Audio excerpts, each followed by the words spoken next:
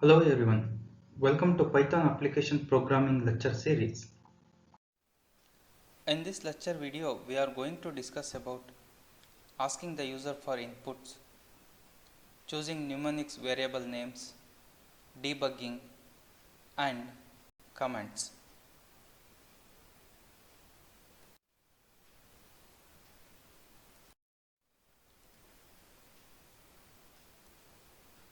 Sometimes we would like to take the values for the variable from the user via their keyboard. Python uses the built-in function input parenthesis to read the data from the keyboard. When this function is invoked, the user input is expected. The input is read till the user presses enter key. So, let us consider one specific example. String 1 is equal to input parenthesis. The input parenthesis is the built-in function. The main function of this function is read the data from the keyboard. The user input is hello, how are you.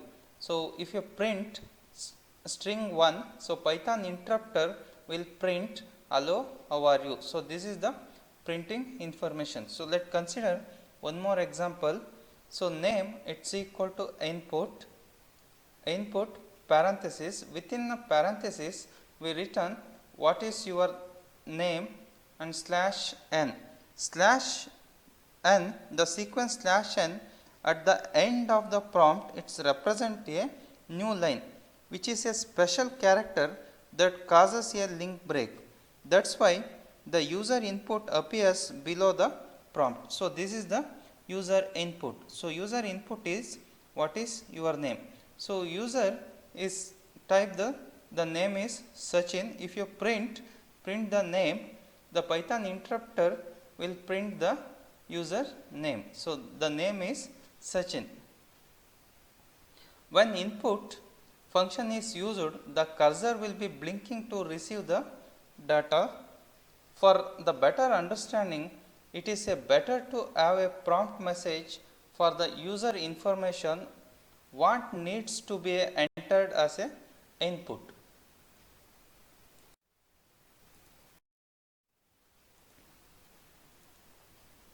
The input function itself can be used to do so as shown below. String 1 is equal to input, within a double quote we return enter a string. So, we declared input and we enter a string. So, enter string is hello. Again we print you have entered, within a double quote we return you have entered comma string 1. The enter string is hello. So, Python interpreter will display you have entered, along with this string is displayed initializations. So, initialized value is string 1 is entered value is hello. So, final result is you have entered hello. One can use new line character \n in the function input to make the cursor to appear in the next line of the prompt message. So, string 1 is equal to enter a string \n. So, cursor will appear here, pushed here, enter string is hello. The keyboard input received using input function is always treated as a string type. If you need an integer, you need to convert it using the function int.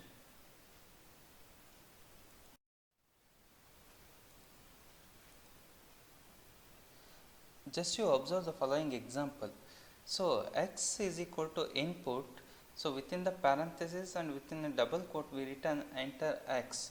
So entered value is 10. So entered value is 10. The x is the variable, it takes the value of 10 but not 10. So within a double quote we return x, enter the within a double quote we return x is equal to 10. So anything we return within a quotes, so Python interpreter will take it as a string. So type of the x, so that x would be string. So if you want to convert string into integer, so we have to follow some procedure. So here, so x is equal to, initially we have to declare integer. So this is the keyword input. So within the bracket you enter x value. So it uses the integer. Now you enter 10. Type of x is integer. Now type of the x is integer. So previously, so 10 value is string. If you declare int here, the type of the 10 value is integer.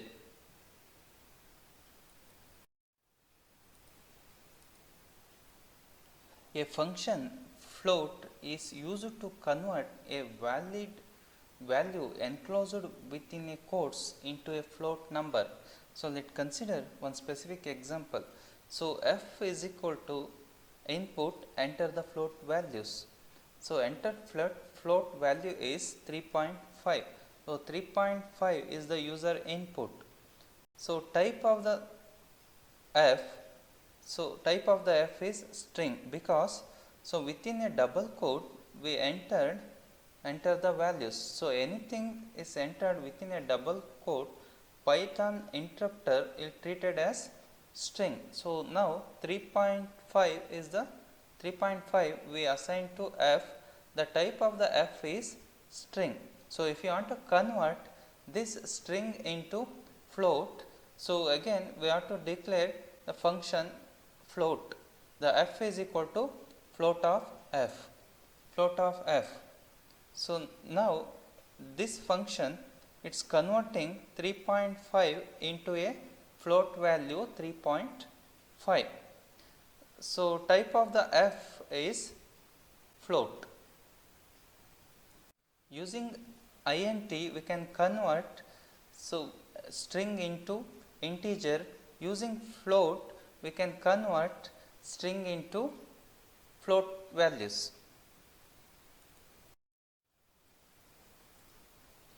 Usually we follow the simple rules of variable naming and avoid the reserved words. You have a lot of choice when you name your variables. In the beginning, this choice can be confusing both when you read a program and when you write your own program. For example, the following two programs are identical in terms of what they accomplish, but very different when you read them and try to understand them. So let's consider first example. A is assigned 10,000 is assigned to A and variable name is A, and B is equal to 0.3 into A. So A is equal to 10,000. The resulting value of the B is equal to 0.3 into 10,000 and C is equal to A plus B. So if you print C, the Python interpreter will give 13,000. So let's consider second example. The basic is equal to 10,000 and DA is equal to 0.3 into basic, and gross underscore salary is equal to basic plus DA. If you print gross salary, the resulting output is 13,000. So both the examples are identical. The output is 13,000.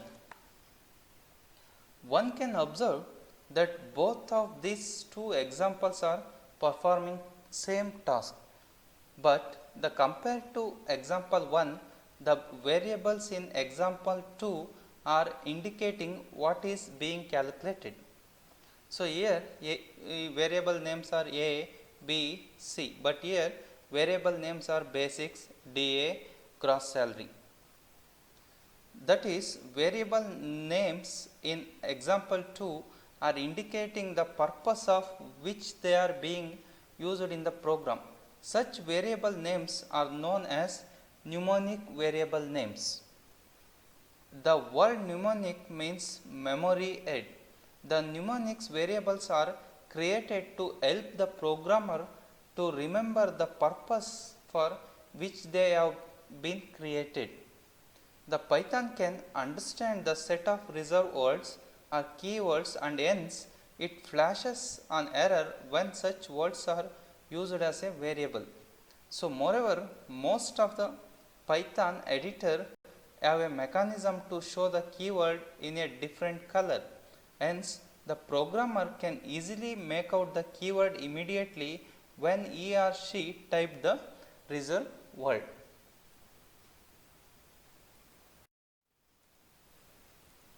Now we will see debugging in Python. Any computer programming and software development, debugging is the process of finding and resolving the bugs within a computer program, software or system. In Python debugging, some of the common error a beginner programmer may make are syntax error. Through Python flashes, the error within a message, sometimes it may become hard to understand the cause of error. Some of the examples are given here. So let's consider one example. So here the average salary is equal to 10,000. So if you type this, the Python interpreter will give the syntax error. So this is the invalid syntax. Here there is a space between the terms average and salary, which is not allowed.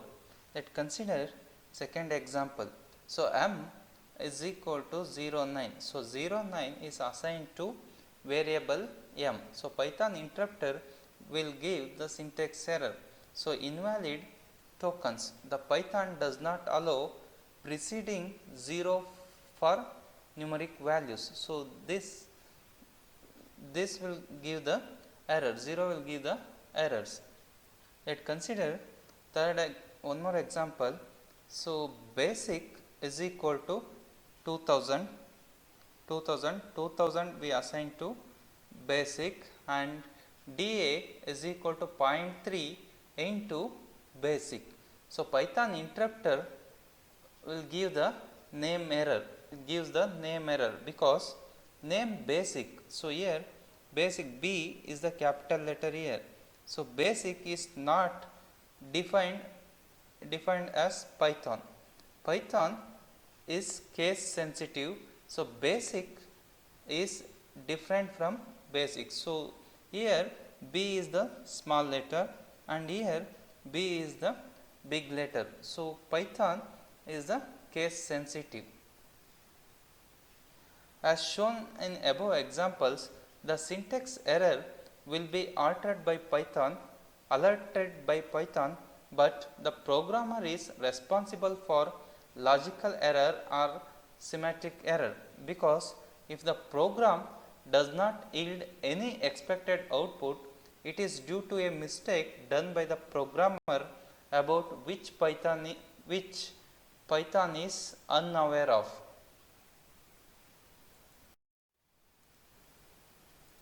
Now we will see how to comments in Python programming. It is a good programming practice to add comments to the program whenever is required. This will help someone to understand the logic of the program. Comment may be in a single line or spreaded into multiple lines. A single line comment in the Python is start with the symbol hash, and multiple line comments are enclosed with a pair of 3 single quotes. For example, hash is hash. This symbol is indicate the single line comments. The pair of 3 single quotes. So this is the 3 single quote and this is the 3 single quote. This is the starting of the comment and this is the end of the comment. So multiple comments are enclosed within the pair of 3 single quotes. So this is the multiple line comments. Python ignores the text written as comment lines. They are only for programmer reference. Interpreter is not going to execute the comment lines.